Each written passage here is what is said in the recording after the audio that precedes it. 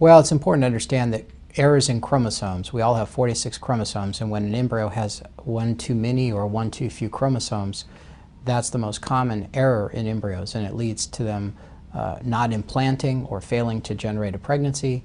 It can lead to an implantation but a miscarriage. It can even lead to an ongoing pregnancy that's lethal with chromosomal errors. So it would be desirable to start a pregnancy without these chromosomal errors, and chromosomal screening is an attempt to check the embryo for all 46 chromosomes prior to transfer.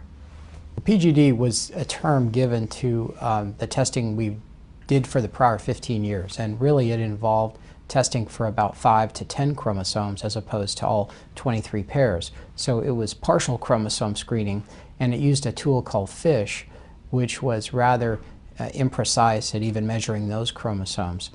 So the new method is comprehensive. It looks at every chromosome, and it seems to have a high degree of accuracy. The embryos are cultured to the blastocyst stage, which is about 60 cells. The embryo then has cells around the outside called the trophectoderm cells, really the placenta cells. And you can remove a cell or two from the placenta layer and not touch the baby or the inner cell mass. The embryo is then frozen while the cells from the placenta are analyzed for all 46 chromosomes. The next month, the patient then comes back for a frozen embryo transfer.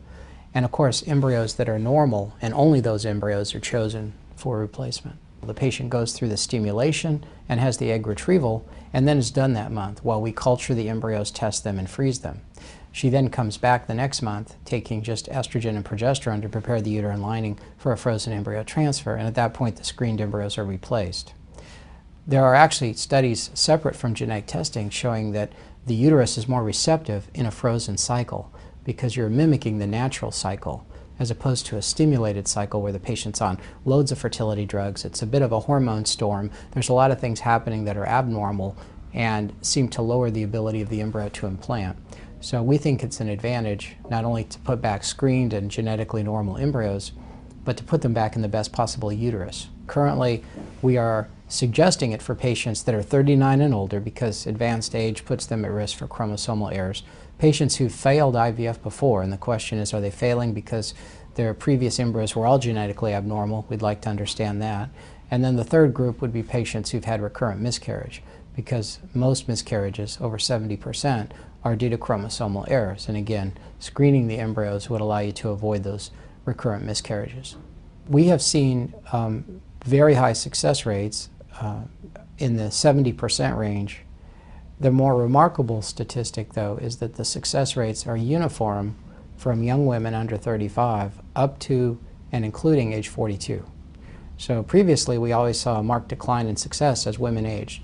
But up to 42, if you screen for chromosomal errors, if you eliminate those, you don't see a reproductive decline or a pregnancy rate decline in women up to 42. We also see a marked lowering of the miscarriage rate. The miscarriage rate in patients who've had screened embryos transferred is only 6%. In older women, it may be as high as 35%. So it's giving us high pregnancy rates, but equally important, low miscarriage rates.